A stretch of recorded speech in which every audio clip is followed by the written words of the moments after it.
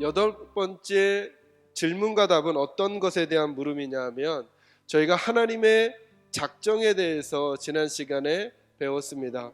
그러니까 이 땅이 우연히 움직여가고 있는 게 아니라, 그리고 목적 없이 흘러가는 게 아니라 하나님의 계획 안에서 움직여간다는 거예요. 그런데 그 하나님의 작정하심이 구체적으로 어떤 모습들로 이 땅에 이루어지는가, 여덟 번째 질문에서는 두 가지 방법을 저희에게 말씀해 주시는 거예요. 그게 뭐냐 하면 하나님의 창조, 하나님의 창조를 통해 하나님의 예정들이 이루어간다는 거예요. 또 하나는 하나님의 섭리, 그러니까 하나님께서 우리를 섭리하시는 일들이 있다는 거예요. 이 부분은 다다음 시간에 다루도록 할 거고요.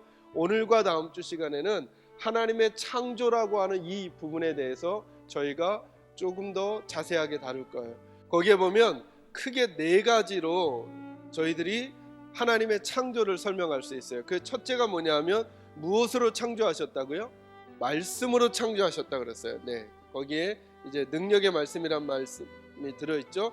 핵심만 끄집어내면 말씀으로 창조하셨다는 거예요. 이 땅이요.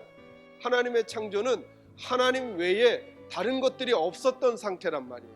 그래서 어디로부터 창조했냐 하면 무로부터의 창조란 말이에요. 무로부터. 유로부터, 어떤 것이 있었던 것으로부터의 창조가 아니라 무로부터의 창조예요. 이것이 왜 중요한가? 우리의 믿음과 관련해서 설명해 드릴 거예요. 세 번째로 찾아낼 수 있는 게 뭐죠? 며칠 동안요? 엿새 동안, 6일 동안 창조하셨대요. 6일 동안.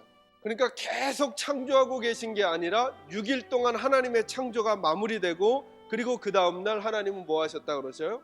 안식하셨다는 거예요. 왜 이 6일 동안의 창조가 중요한가 말씀드릴 거예요. 그리고 마지막 네 번째로 저희가 소홀히 하기 쉬운 건데요, 하나님의 창조에 대해서 설명하는 마지막 부분이 뭐죠? 만물을 지으셨는데 어떻게 지으셨다고요? 매우 좋게 지으신 창조라는 거예요. 매우 선한 창조라는 거예요. 여러분, 영과 육이 있어요. 둘 중에 어떤 게 선한가요? 이러면 은연중에 어느 쪽에 손을 들어주고 싶어져요, 그죠? 이쪽에 손을 들어주고 싶은 거죠. 근데 하나님의 창조를 잘 읽어보시면 하나님은 어떻게 이 땅을 창조하셨다고요? 매우 선하게 창조하셨대요. 무엇을요? 우리의 육체를. 우리의 육체. 그러니까 우리의 육체가 매우 존귀한 거란 말이죠. 이 땅이 매우 중요한 것이란 말이죠. 그러니까 저희가 죽어서 경험하게 될 천국과 이 땅의 문제를 해결할 때도 어디가 더 중요한 거예요? 라고 하면 우린 자꾸 여기가 생각나잖아요. 여기 중요한 거죠. 그런데 어디 더 중요하다는 거예요? 여기도 중요하다는 거예요. 고로 이 두 가지가 다 중요한 거예요. 다 중요한 거예요. 이것을 바탕에 깔고 하나님의 창조와 관련된 굵직한 기본 교훈들 몇 가지 여러분과 나누겠습니다. 첫째로 이것입니다. 하나님의 창조를 생각할 때 저희가 꼭 기억해야 될 것이 뭐냐면 시작이 있다라고 하는 것입니다. 시작.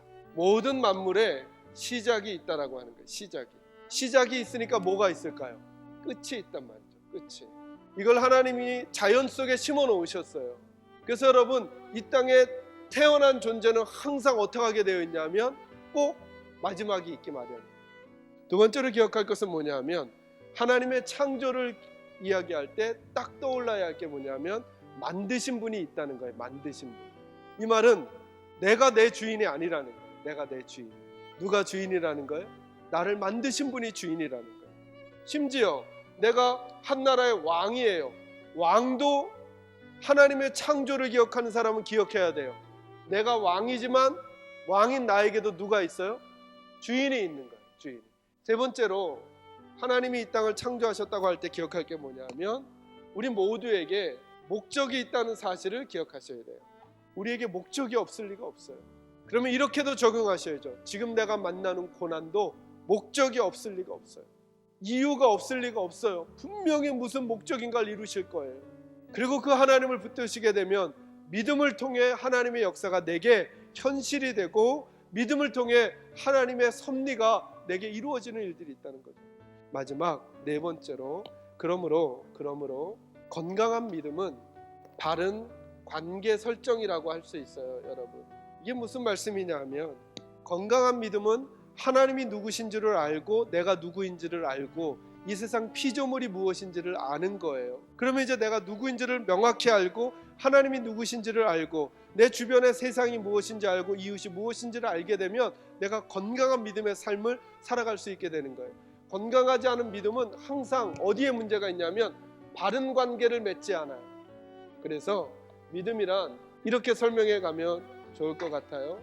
믿음이란 나와 하나님과의 관계를 바르게 맺고 또 나와의 관계를 바르게 맺고 나와 이웃과의 관계를 바르게 맺고 나와 다른 물질과의 관계를 바르게 맺을 때 이때 우리가 건강하고 균형 잡힌 믿음 생활을 할 수 있는 거예요. 이 규칙을 알려주시는 것이 성경이라고 말씀드렸잖아요. 그래서 여러분 성경은 많이 읽은 것으로 타이틀을 거는 게 아니라 그 안에 있는 생명의 약속들을 자꾸 받아들이는 작업이거든요. 하나님의 말씀은 불선명하거나 혼탁하거나 그러지 않아요. 누구도 읽으면 이 뜻을 알 수 있어요. 한번 믿고 그 길을 따라가 보세요. 그리고 한번 읽어보세요. 여러분 말씀처럼 귀하고 소중한 게 없어요.